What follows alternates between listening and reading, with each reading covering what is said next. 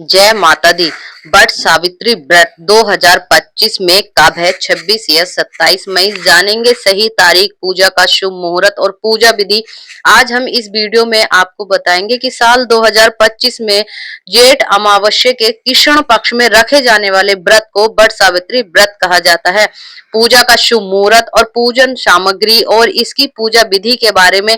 तो hello friends, आपका स्वागत है आपके अपने झलकदानी चैनल में। पंचांग के अनुसार बट सावित्री व्रत जो हर साल चैत मास के कृष्ण पक्ष की अमावस्या तिथि को रखा जाता है। शास्त्रों में बट सावित्री का जो व्रत है सुहागन महिलाओं के लिए महत्वपूर्ण माना जाता है। कहते हैं सुहागन महिलाएं इस व्रत को करती हैं। यह व्रत सुहागन महिलाओं के लिए अखंड सौभाग्यवती रहने का वरदान प्राप्त होता है और सौभाग्य और संतान प्राप्ति की कामना भी रखती हैं।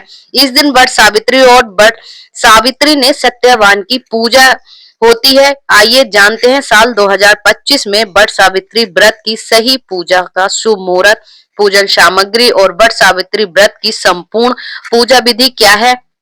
बट सावित्री व्रत जो है शुभ मुहूर्त 2025 साल का में बट सावित्री व्रत 26 मई दिन सोमवार को रखा जाएगा। तो अमावस्या तिथि प्रारंभ होगी 26 मई को दोपहर 12:01 पर। अमावस्या तिथि जो समाप्त होगी 27 मई प्रातःकाल 8:31 पर और अभिजीत मुहूर्त जो होगा वो प्रातःकाल 11:49 से दोपहर 12:04 पर और गोधली मुहूर्त का होगा सायकाल 6:31 से सायकाल 6:54 पर। बट सावित्री पूजन सामग्री जो है वो बट सावित्री व्रत की पूजा के लिए जो है कुछ विशेष सामग्री की आवश्यकता होती है, जिसमें सावित्री सत्यवान की प्रतिमा पर बांस का पंखा, लाल कलावा, धूप, दीप, घी, फल, रोली, सुहाग का सामान, पूरी, चना, बरगद के फल यानी सिंदूर, जल से भरा कलश और रोली बट सावित्री पूजा विधि होती है।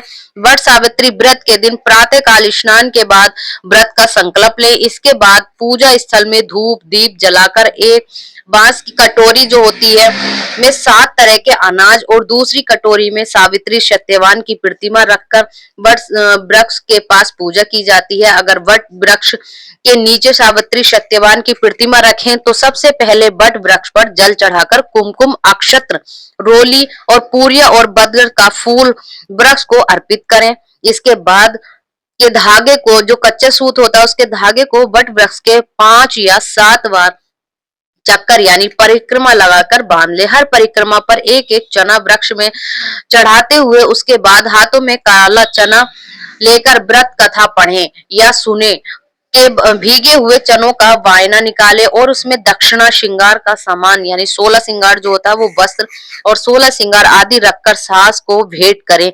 जिन लोगों के सास नहीं है तो वो ननन को, अपने से बड़ों को भेंट की जाती है। ब्राह्मणों में कहा जाता है कि ब्राह्मण को भी दे सकते हैं। वस्त्र, फल आदि का दान करना चाहिए। पौराणिक कथाओं के अनुसार बट वृक्ष में ब्रह्मा, विष्णु और महेश तीनों देवताओं का वास माना गया है।